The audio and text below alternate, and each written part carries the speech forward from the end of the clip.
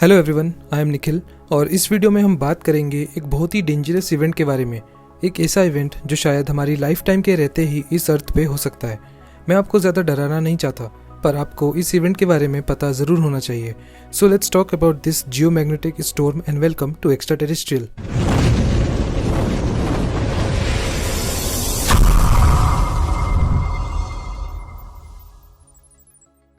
Video start करने से पहले मैं आपको बता दूं कि ये एस्ट्रोनॉमिकल इवेंट वर्ल्ड वॉर 3 भी करवा सकता है और ये इवेंट हमारे प्लेनेट के लिए एक बहुत बड़ा खतरा भी है। पहले हम बात करते हैं कि आखिर ये जियोमैग्नेटिक स्टॉर्म क्या है और ये इतने खतरनाक क्यों होते हैं। आपने शायद पहले एक ऐसे ही एस्ट्रोनॉमिकल इवेंट कैरिंगटन के बारे में सुना होगा जो कि लगभग 1859 में हुआ था। मैं इसमें ज़्यादा डिटेल में नहीं जाऊँगा, आप नेट पर इसके बारे में चेक कर सकते हैं। और सिंपली अगर मैं बताऊँ तो ये एक बहुत पावरफुल सोलर स्टॉर्म था और उस समय जब हम first time long distance communication सीख रहे थे टेलीग्राफ से, तो जो एक्चुअल पेपर उसमें यूज़ होता था उसमें इस सोलर स्टॉर्म के कारण आग लग गई थी। ये सोलर स्टॉर्म इतना पावरफुल था कि अगर ये आज के समय हुआ होता तो इसका इम्पैक्ट ऑलमोस्ट सभी मॉडर्न टेक्नोलॉजीज़ पर हुआ होता और ये सभी तरह के डेटा को ख़त्म कर देता और सभी डिवाइसेस को डिस्ट्रॉय कर देता जो EMP यानी इलेक्ट्रोमैग्नेटिक प्रोटेक्टेड नहीं है। सो मे भी कुछ मिलिट्री टेक्नोलॉजीज सर्वाइव कर जाती, but most of the civilian technologies पूरी तरह से ख़त्म हो जाती, वो भी सिर्फ कुछ ही घंटों में। और डराने वाली बात यहाँ पे ये है कि इसमें जो स्टडी चल रही है कि ऐसे सोलर स्टॉर्म्स कितने टाइम पे होते हैं, आई मीन कैरिंगटन जैसे इवेंट फ्यूचर में कब कब हो सकते हैं, और स्टडीज़ के अकॉर्डिंग ये इवेंट बहुत ही कॉमन है। नाउ लेट्स टॉक कि आखिर ये इवेंट क्या है और ये फॉर्म कैसे होते हैं। ये सब कुछ स्टार्ट होता है हमारे सन के सरफेस से। आप इस वीडियो में देख सकते हैं कि कैसे ये मैग्नेटिक लाइंस सन के सरफेस पे फॉर्म होती हैं एक लूप की तरह, और ऐसे ही कई लूप्स और मैग्नेटिक लाइंस होती हैं सन के सरफेस पे। और वंस अ वाइल ये मैग्नेटिक लाइंस सन के सरफेस से रिकनेक्ट होने की कोशिश करती हैं और यही मैग्नेटिक रिकनेक्शन एक tremendous amount of coronal mass को स्पेस में सेंड कर देता है, जिसे CME यानी कोरोनल मास इजेक्शन इवेंट कहते हैं। और ये इवेंट बहुत कॉमन होते हैं क्योंकि सन एक स्फीयर है, तो ये इजेक्शन मास किसी भी डायरेक्शन में जा सकते हैं, और अगर किसी समय हम बहुत अनलकी हुए तो ये इजेक्शन उसी जगह पॉइंट होंगी जहाँ पे हम हैं। अगर ये CME हमारी तरफ आए तो ये अनफॉर्चुनेटली हमारे प्लेनेट से इंटरेक्ट करेंगे और बहुत सा डिस्टर्बेंस कॉज करेंगे। एक बहुत ही इंटरेस्टिंग फैक्ट यहाँ पे ये है कि 2012 में एक बहुत ही पावरफुल कोरोनल मास इजेक्शन हुआ था जो अर्थ की तरफ ही पॉइंटेड था, लेकिन फॉर्चुनेटली वो बहुत ही कम मार्जिन से हमें मिस कर गया। और इस CME इवेंट को सोलर स्टॉर्म 2012 भी कहते हैं। ये पोटेंशियली एक दूसरा कैरिंगटन इवेंट हो सकता है और प्लेनेट के लिए एक पोटेंशियल थ्रेट। इसीलिए इन सभी इवेंट्स को ध्यान में रखते हुए साइंटिस्ट ये स्टडी करने लगे कि आखिर ये इवेंट्स कितनी ऑफ्टन होते हैं, ताकि इनसे होने वाले डैमेज को अवॉइड करने का कोई रास्ता ढूंढा जा सके। बट प्रॉब्लम ये है कि आजकल की ऑलमोस्ट सभी टेक्नोलॉजीज़ एंड डिवाइसेस इसके लिए प्रिपेयर्ड नहीं है।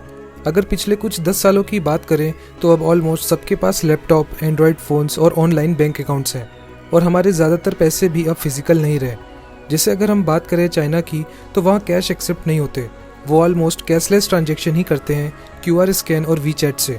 सो आज के समय इंटायर चाइना अपने स्मार्टफोन टेक्नोलॉजी पर ही डिपेंड करती है।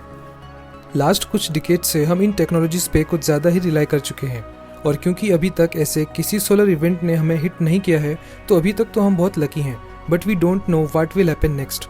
1989 में एक सोलर स्टॉर्म ने अर्थ को हिट किया था और ये एक सीरियस इवेंट भी था।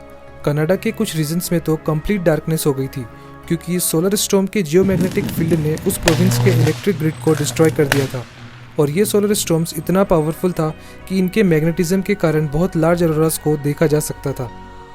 इस इवेंट के कारण होने वाली जो सबसे डेंजरस चीज़ थी वो थी कम्युनिकेशन ब्लैकआउट। इस इवेंट के कारण हमारे प्लेनेट में एक बहुत ही लार्ज स्केल पे कम्युनिकेशन ब्लैकआउट हो गया था, और यही इसका सबसे स्केरियस्ट पार्ट भी है। एक टिपिकल कोरोनल मास इजेक्शन हमारे एटमॉस्फेयर को इतना ज़्यादा आयोनाइज कर देता है कि इसके कारण सभी इलेक्ट्रोमैग्नेटिक कम्युनिकेशंस ख़राब हो जाते हैं।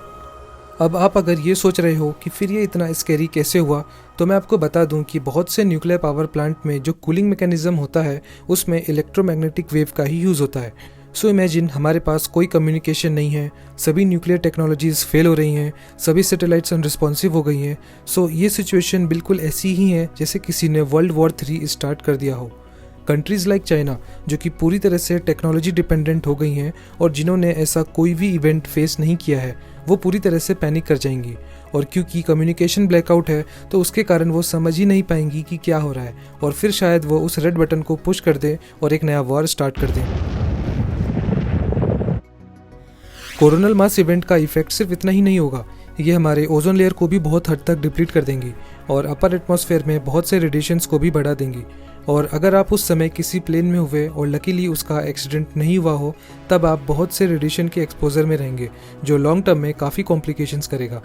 और जितनी भी सैटेलाइट्स लॉन्च की गई हैं अब तक, वो सभी एक ही रात में कम्प्लीटली फेल हो जाएंगी, जिसके कारण स्पेसएक्स, इलेक्ट्रॉन, एस्ट्रॉन जैसी कंपनी ख़त्म होने के कगार पे आ जाएंगी। But for now let's talk कि ये इवेंट आखिर कितनी ऑफ्टन होते हैं, या यूँ कहूँ कि क्या ये हमारी लाइफ टाइम में होंगे या नहीं। एंड स्पॉइलर अलर्ट, ये ज़रूर होंगे, वो भी बहुत ही जल्द। लास्ट फ्यू ईयर्स कुछ स्टडीज़ हुई हैं इन कोरोनल मास इजेक्शन इवेंट को पता लगाने की कि ये कितनी फ्रीक्वेंसीज से होते हैं, ताकि एक एवरेज निकाला जा सके in extremely powerful solar storm के बारे में। एक्चुअली इस स्टडी में साइंटिस्ट ने लेस पावरफुल सोलर स्टॉर्म को भी इन्वेस्टिगेट किया है, पर इस वीडियो में हम अपना focus extremely powerful solar storm पर ही रखेंगे। इन स्टडी में साइंटिस्ट ने 2 ऑब्जर्वेटरीज की ही हेल्प ली है।